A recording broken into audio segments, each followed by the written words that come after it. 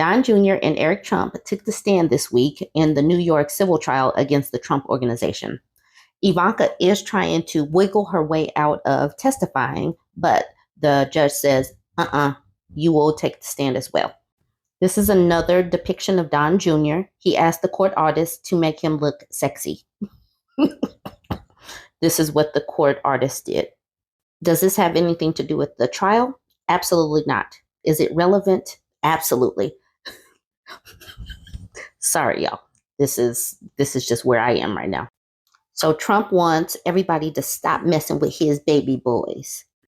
It was a rough day in court for the Trump boys. But even before Don Jr. and Eric had wrapped up an unconvincing day of testimony in the New York civil trial, their father erupted. So sad to see my sons being persecuted in a political witch hunt by this out-of-control, publicity-seeking New York state judge on a case that should have never been brought. Ex-President Donald Trump posted this on Truth Social. Legal scholars scream disgrace.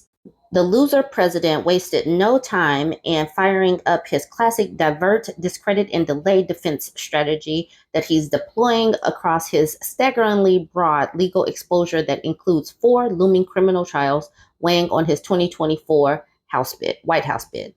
Trump's latest blast against Judge Arthur Engoron, who has already found Trump, his 2 adult sons, and their family empire, the Trump Organization, liable for fraud, also served as a preemptive blow ahead of the ex-president's own expected testimony in the civil trial in the courtroom on Monday. We're going to be watching. Trump's legal defense has become indistinguishable from his presidential campaign as he struggles to cope with accountability imposed by courtroom procedures, but portrays himself as a victim of political hounding. Yes, he is such a victim. Just as he tarnished the reputation of the U.S. electoral system among millions of his supporters with false claims of election fraud, the ex-president is now seeking to trash the image of another pillar of the American democracy, the courts. And characteristically, he is accusing President Joe Biden, his Justice Department, and various prosecutors of being guilty of the very transgression that he himself perpetrated as he portrayed the cases against him as election interference. Trump put his 2 sons in charge of his real estate firm when he became president, but despite their positions of authority, both insisted they had very little to do with dealing with their father's financial statements, which were used in securing loans on the firm's behalf. I ain't do it. I ain't see nothing. Eric Trump says that's not the focus of my day. I focus on construction. I don't focus on appraisal. All right, so after a long exchange with Assistant New York Attorney General Andrew Amir tried to show his deep involvement in the affairs of the development at the Trump golf course in New York, the case rests on claims that Trump, his sons, and their firm inflated statements of the ex-president's personal wealth to get financial benefits in loan and insurance policies worth tens of millions of dollars. The case is a civil one and does not allege criminal behavior, but could result in heavy financial restitution and in the company's capacity to do business in New York. That is the reason why we are watching this, because this is going to impact their ability to spend money. This is going to be so big, especially since Trump is always talking about how he is all about business and making money. Things grew heated when Amir apparently succeeded in undermining Eric Trump's claims that he had little to do with his father's financial statements. I understand we had financials as a company. I was not personally aware of the statement of financial condition. Amir, however, showed him an email he was sent in 2013 from the firm's former financial controller, Jeffrey McConney, who asked him to value a property that included a supporting data spreadsheet. So you did know about your father's annual financial statement as of August 20th, 2013, didn't you? Amir asked Trump. It appears that way, yes. In essence, both Trump's sons are arguing that despite running the company, they knew nothing about its financial statements. That is where they are. But remember, these people are a conglomerate. They are business people. They know all of the stuff. We're supposed to believe in them and their money-making skills. They are the art of the deal and all that stuff, but they just don't know all of the financial. Earlier, Donald Trump Jr. had insisted that he was similarly unaware about the details of his father's finances despite signing off on them, and that he relied on accountants to worry about the details. After his own testimony concluded, he strolled out the court saying, "It went really well," blatantly and brazenly disregarding evidence that clearly contradicts such assertions is another time-worn Trump tactic. So we're going to see how this ends up. It's going to be exciting next week, seeing how Don the daddy does on the stand next week. So stay tuned. Let's keep watching. Jump in the comments. Let me know what you think. Like, comment, share. So another Trump supporter gets jail time for his role in the January 6th failed insurrection. Trump appointee who assaulted Capitol officers on January 6th sentenced to nearly 6 years. He said in a comment or a quote, "Hell yeah, I'm going. I'm a Trump appointee," Frederico Klein wrote in a message ahead of the Capitol attack. A former Donald Trump political appointee at the State Department who tried to storm the Capitol and assaulted law enforcement officers on January 6th was sentenced to 70 months in prison. Frederico Klein was arrested in March 2021 and convicted of 8 felonies, as well as misdemeanor offenses by U.S. District Judge Trevor McFadden, also a Trump appointee, in the July 2023 following a bench trial. Klein did not speak during his sentencing hearing and declined to comment after the hearing when NBC News asked him if he continued to believe that the election was stolen and if he had any regrets about his actions that day. McFadden said Klein's conduct was shocking and egregious and suggested his sentence would have been higher had Klein not already been on home detention for 2 years. Klein, McFadden said, was intent on breaking into the building, and he said he was astonished by Klein's behavior. I don't know why. Why are you astonished? All these people have been arrested and, put in jail because of their egregious behavior. I am not shocked at all. This is who Donald Trump has brought to the fore. This is who they are. This is who his supporters are. This is a government of laws, not of men, McFadden said, adding that Klein seemed determined to reverse that maxim. McFadden said he's seen no evidence that Klein felt remorse. The government has sought 10 years in federal prison for Klein, saying he was likely motivated by a personal benefit, namely continued employment as a political appointee, when he attacked the U.S. Capitol.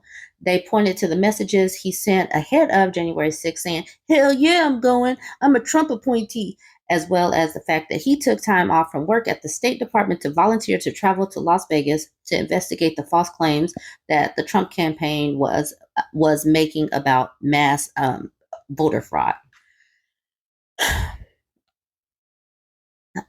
I don't know how this man still has so many supporters willing to do these things for him, but I am so glad that they will not be eligible to vote in 2024. I am so glad about that. I hope that they miss out on a couple of different election cycles. "You can't stop this," Klein said during one of the assaults on the lower West Tunnel in the U.S. Capitol, which was the site of some of the worst violence of the attack. At one point, prosecutors said Klein wedged a police riot shield in between the doors, helping to force the doors back open and allowing rioters to continue their assaults on police. McFadden imposed the sentence following a sentencing hearing on Friday. Klein was represented by attorney Stanley Woodward, who represented several of Trump's aides who have been caught up in federal investigations surrounding the former president, because that is who he attracts, because that is who he is. And I am so glad that he is facing all this legal stuff and that so many of his people are circling the drain and going down. Oh, well, they didn't give the full 10 years. They got 70 months. So hopefully this will deter some folks from acting a fool. I doubt it. Hopefully we see more of this. I'm wanting more years. I'm wanting more years because I want more of these people to not be able to vote come 2024. They have relinquished their rights to do so because of what they tried to do on January 6th. Y'all go ahead and jump in the comments and let me know what you think. Like, comment, share. So yesterday I made a video about Professor X of X-Men fame, or Captain Luke Picard, if you're older than that and into Star Trek, how he was lamenting not having a relationship with his kids, his adult children. And someone in the comment section says Anthony Hopkins as well. He has no contact with his daughter. And so that made me get into the Google machine and find out what was going on with Anthony Hopkins. They have barely spoken in 20 years. And this woman looks just like her dad. Let's see what happened with them. This man couldn't deny this daughter if he wanted to. That girl looked just like him. This is them back in 1981. So this is their last photograph together. It was taken 21 years ago, and Abigail was just 21. And it says, and even then, it was far from the portrait of familial affection as it seemed. The Oscar winning Welsh actor is renowned for putting on a good show. I mean, he is an actor. That makes sense. For behind the scenes, he and Abigail, now a singer-songwriter and acting coach, have had a fractured and acrimonious relationship for almost the entirety of her life. Despite a brief reapproachment in the 90s when she had roles in two of Sir Anthony's films, Shadowlands and The Remains of the Day, both in 1993, the pair have barely spoken for 2 decades and remain bitterly estranged. In fact, so absent are relations between the two that in an extraordinary, callous remark, Sir Anthony admitted he didn't know whether Abigail had any children and didn't care. Asked by Radio Times this week whether or not he was a grandfather, he replied, I don't have any idea. People break up, families split, and, get on with your life. People make choices. I don't care one way or another. Jesus. He says, you don't have to like your family. Children don't like their fathers. You don't have to love each other. When told that his remarks sounded rather cold, he said, well, it is cold because life is cold. Friends say Abigail, who lives in London, will be deeply upset by her father's heartless comments. Even after so many years of animosity, she is still very hurt by the whole thing, her relationship with him or lack of it. It has had a big impact on her life. I cannot imagine being the daughter of someone this famous, seeing his movies and having and looking just like him and having no relationship. Every time she tries to move on, she sees him on film posters, on TV, on the sides of buses. He's not like any other father, even though they live on opposite sides of the Atlantic. Sir Anthony has lived in Los Angeles since 1994. He is impossible to escape. He has caused her a lot of pain. The pain started tragically early in Abigail's life. The daughter of Sir Anthony and English actor Petronella Barker, his first wife, whom he met on stage and married in 1966. She was born in 1969. Cracks had begun to appear in the marriage just after 2 months. And basically, he left them when she was a baby, a toddler. And she hasn't recovered since. She spiraled. She was into, I think she was into drugs, and she did try to unalive herself before. So I can just imagine how hard it is. The trauma of abandonment is hard on people. And that's the reason why people have got to understand what it like. Not having kids is perfectly okay. Not having kids is perfectly fine, because when you have kids and you don't really want kids and you can treat people like this is the impact that you could have. Anyways, I just wanted to bring that out. He is also an international Dusty. He is an international Dusty. And when I report on these, other names get dropped. So I'm sure that there's going to be some more international Dusties that pop up. You guys go ahead and jump in the comment section and let me know what you think. Like, comment, share. Dude's making about $42,000 a year, finna be upset by this. Al Pacino was ordered to pay his girlfriend, Nora Alfala, $30,000 a month in child support. Al Pacino, 83, to pay his 29-year-old girlfriend $30,000 a month in child support for their daughter that was just born this year. And I believe that they're still living together and still together.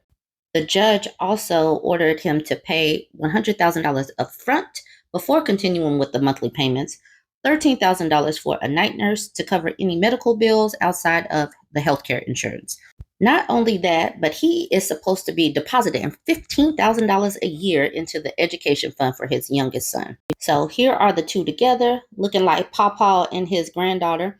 The couple was first romantically linked in 2022, but it was later revealed that they had been dating since the pandemic. She mostly dates rich older men. She's been connected with Mick Jagger and somebody named Nicholas Bergeron. I don't know who Nicholas Bergeron is. She's been with Al for some time. They get along very well. The age gap doesn't seem to be a problem, even though he's older than her daddy. She moves around with the wealthy jet-setting crowd, and she comes from money.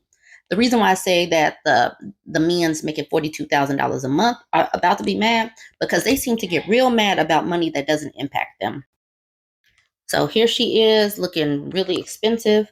Okay, by May 2023, it was revealed that Alphala was 8 months pregnant while expecting their first child. This is Al Pacino's fourth. And like I was saying in the beginning, I think that they're still a couple. This bottom statement says the same thing. And despite still being a couple, Alphala filed for custody of their son in September. She was just trying to make sure that her I's were dotted and her T's were crossed. She was just making sure that her money and the kids' money was set up. This woman is definitely set for life, because dude is 83 years old, probably not going to be around for much of the child's life. So she is just setting herself up, setting her son up for the long haul. Y'all go ahead, jump in the comments. Let me know what you think. Like, comment, share.